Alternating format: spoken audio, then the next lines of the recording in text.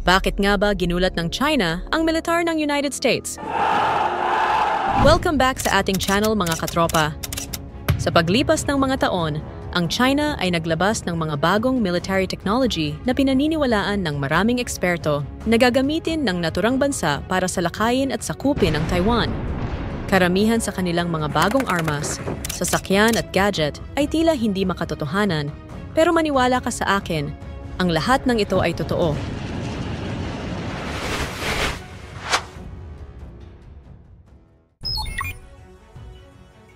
Inihayag ng China ang isang nakakatakot na bagong machine, isang sandata na maaaring mag-launch ng swarm of drones. Ang maliliit na drone na ito ay lilipad patungo sa mga kalabang sundalo, tangke at aircraft bago sumabog at ma-eliminate ang kanilang target. Ang mga machine na ito ay maaaring mag-launch ng 48 drones ng sabay-sabay.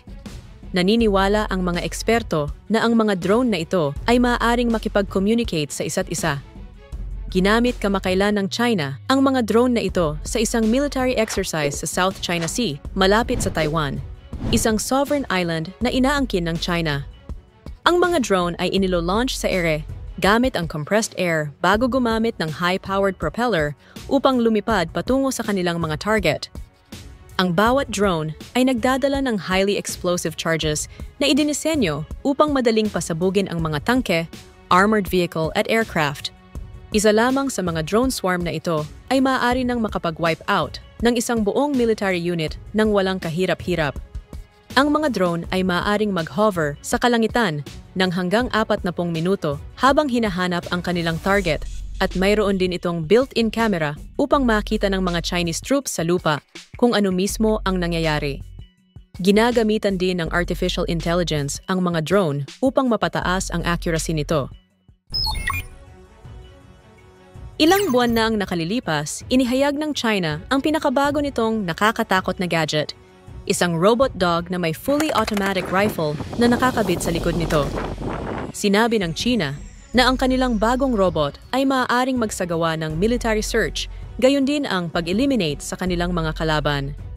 Ginamit ito kamakailan ng China sa isang military drill, kung saan marami ang nagsasabi na tila ito ay hinango mula sa dystopian TV show na Black Mirror.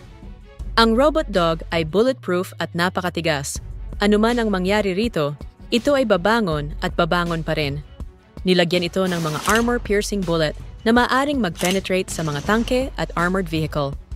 Sinasabi ng militar ng China na ang mga robot dog na ito ay pangunahing gagamitin para sa urban warfare.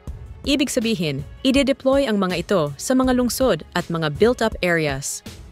Ang rifle-toting robot dogs ay may kakayahang mag-lock on sa kanilang target bago sila habulin at patayin.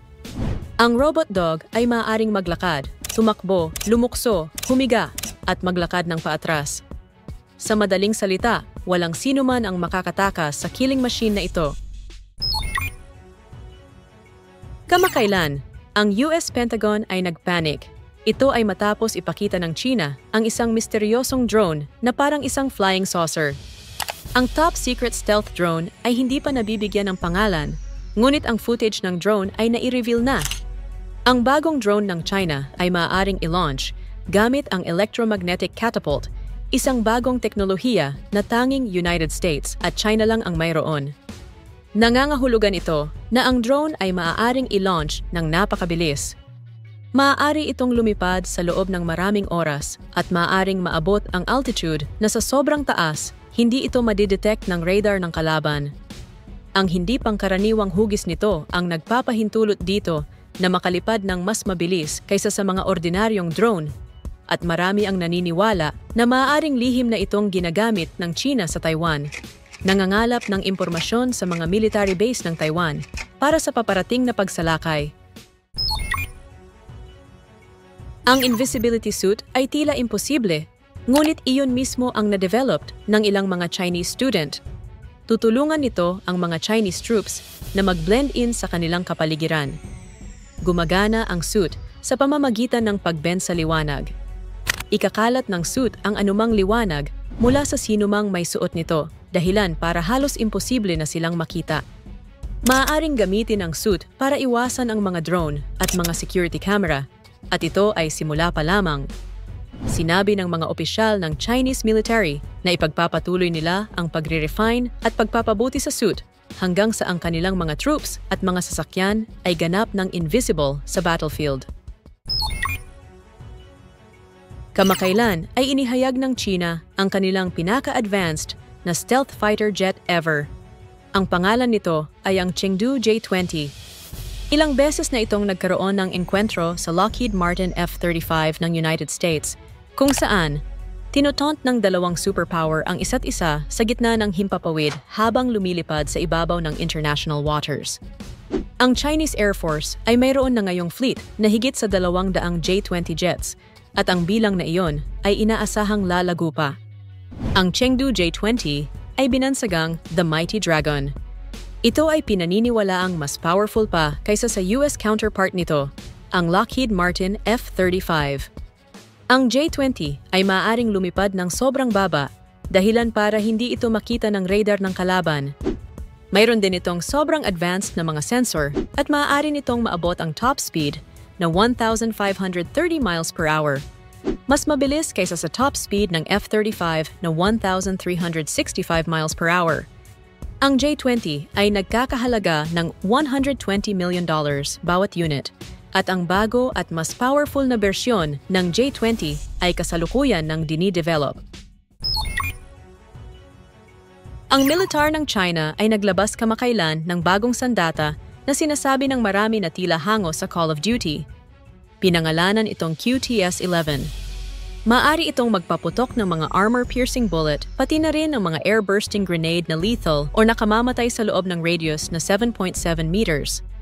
Ang rifle ay maaari ring magpaputok ng laser ilang daang metro ang layo na nagpapahintulot dito para pagliyabin ang mga bagay at tao mula sa malayong distansya. Ang hybrid weapon ay napakagaan at mura rin gawin, meaning ang bawat isa sa 2.5 million troops ng China ay makakakuha ng QTS-11. Ang Air Force ng China ay naglabas ng bagong futuristic attack helicopter na pinangalanang CAIC Z-10. Ito ay binansagang The Fierce Thunderbolt. Sinasabi ng mga eksperto na ito ay mas mahusay kaysa sa US counterpart nito, ang Boeing Apache attack helicopter. Mayroon itong built-in cannons at machine guns na may kakayahang magpasabog ng mga tangke at aircraft ng kalaban. Ang helicopter ay may parehong guided at unguided missiles, at ang ilan sa mga ito ay gumagamit ng AI upang i-lock on ang kanilang mga target. Maaari itong mag-travel sa top speed na 200 miles per hour. Sa ngayon, ang Air Force ng China ay mayroong higit sa 200 ng mga helicopter na ito at ang bilang na iyon ay inaasahang lalago pa.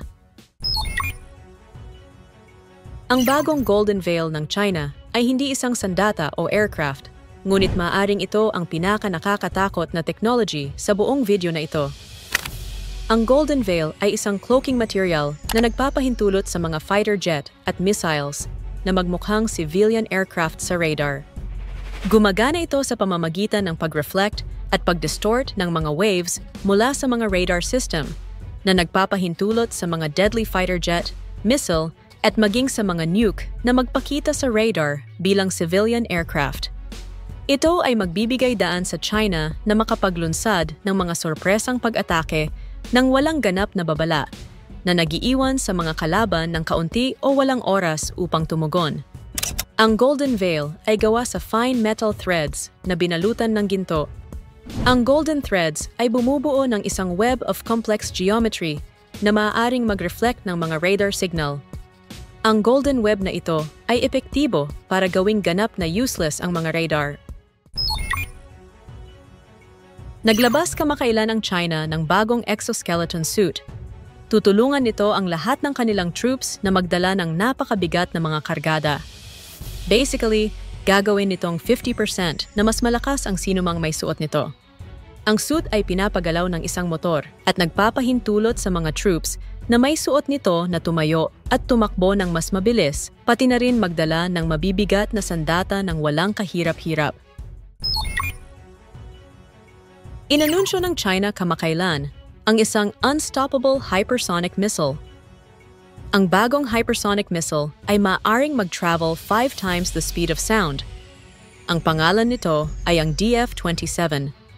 Lumilipad ito ng mas mababa kaysa sa isang normal na missile na nagpapahintulot dito na gumawa ng dalawang bagay. Number 1, marating ang target nito ng mas mabilis. At 2, iwasan ang radar at defense system ng kalaban. Sinubukan na ng China ang mga missile na ito, na naging sanhi para mabahala ang mga general ng United States at Pilipinas. Ngayon, oras na para marinig ang boses mo, katropa. Ikaw, naniniwala ka ba na kaya talagang higitan ng China ang mga sandata ng United States? O pawang for show lang ang mga ito? I-comment lang ang iyong opinion sa comment section below. So that's it. Kung nagustuhan mo ang video na ito, huwag kalimutang mag-iwan ng like at comment sa ibaba. Maraming salamat sa panonood and see you next time!